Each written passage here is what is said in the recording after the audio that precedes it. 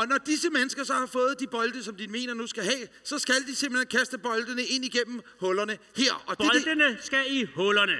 Ja, det skal de nemlig lige præcis. Og du skal måske lige fortælle, hvis huller der er ved. Ja.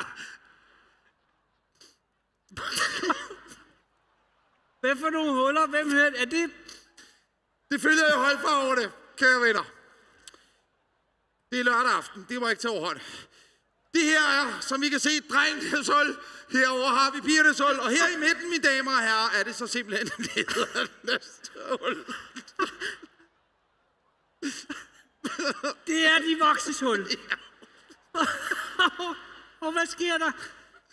Det, der er det sindssyge her, mine damer og herrer, det er jo simpelthen, at bolden skal ind igennem til de indrettede huller. Ja. Og ledernes hul kan vi gøre sådan her, vel?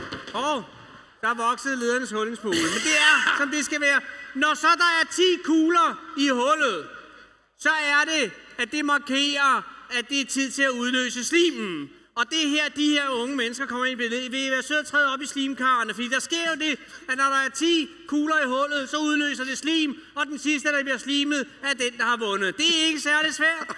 Og Anders, så beder jeg dig om lige at opsummere det i en sætning. Altså kugler ud af skabet, ind i hullet og hen til slimen. Det er i virkeligheden ikke særlig kompliceret.